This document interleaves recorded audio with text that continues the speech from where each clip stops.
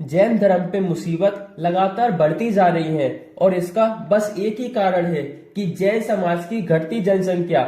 आज के समय में जैनों पे चारों तरफ से मुसीबतें आ रही हैं, चाहे वो जैन मुनि की सुरक्षा हो या फिर जैन तीर्थों की सुरक्षा हो। जो हाल आज जैन समाज का हो रहा है वो आप सबको पता है। अभी एक साल पहले सिकलजी बचाओ आंदोलन स्टार्ट हुआ था, फिर उसी के ठीक एक साल बाद 17 दिसंबर 2023 को गिरनार बचाओ आंदोलन की शुरुआत हुई थी। और अभी इसी के बीच में मंदारगिरी में वो भगवान वासुपूज का नाम हटा के राम छरोका लिख दिया और महाराष्ट्र में अंजनेरी जैन गुफा पर दूसरे समाज के लोगों ने अपना कब्जा कर लिया।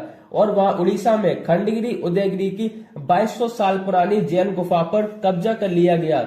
ये तो सब बड़ी बड़ी जगहों के नाम हैं जिसको आप जानते हो, और भी बहुत जगह के नाम हैं। अगर मैं आपको बताऊंगा तो 1-2 घंटे आराम से निकल जाएंगे, लेकिन आज मैं आपको सम्मित शिखर के बारे में दिखाता हूँ। ये देखिए, ये भाई साहब आराम से बॉलीवुड के गाने सुनकर बजाकर ऊपर जा रहे हैं।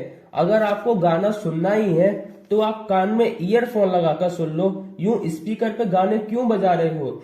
हमारे जो बाहर से यात्री आए हैं वो परेशान हो रहे हैं, और जब इनसे किसी जैन यात्री ने गाना बजाने से मना किया तो ये उसको इग्नोर करके ऊपर निकल गए।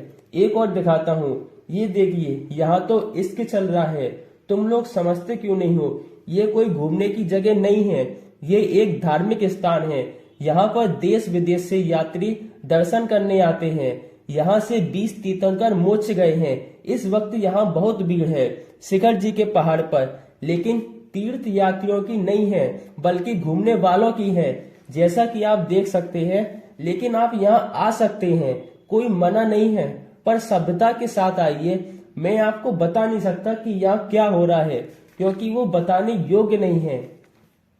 आप मुझे एक बात बताइए, जब हम किसी गुरुद्वारे में जाते हैं क्या हम ऐसे ही अंदर घुस जाते हैं? नहीं, क्योंकि वहां का नियम होता है कि अगर आपको गुरुद्वारे के अंदर जाना है तो आपको अपना सर ढाकना पड़ेगा।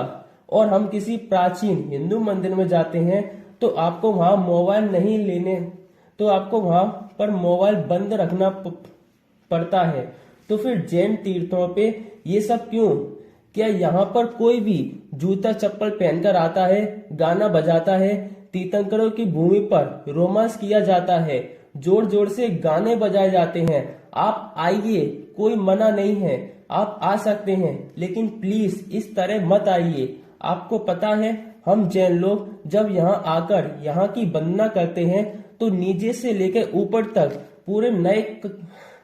हम पूरे नए कपड़े पहनकर जाते हैं, तब हम यहाँ की वंदना करते हैं ताकि इस तीर्थ की पवित्रता बनी रहे। अब बताइए, ये सब देखकर जैन समाज को कष्ट होगा कि नहीं होगा? आज से 10-20 साल पहले हम इस क्षेत्र पर बहुत चमत्कार होते थे। अगर आपके घर पे कोई दादा दादी हैं तो उनसे पूछना कि जैसे ही सभी लोग वंदना करके नीचे आते थे तो फिर ऊपर बारिश होती थी, और अगर आप पहाड़ पर कहीं खो गए तो कुत्ता आता था। ये सब मेरे साथ हुआ है। ये अभी 7-8 साल पहले की बात है, तब मैं छोटा था। मैं अचानक से खो गया, आंखों में आंसू आ गए। फिर क्या, मैं रोते हुए बैठ गया। फिर अचानक से 4 कुत्ते आ गए और आपस में भौंकने लगे। मैं ठहरा छोटा बच्चा, मैं डर गया।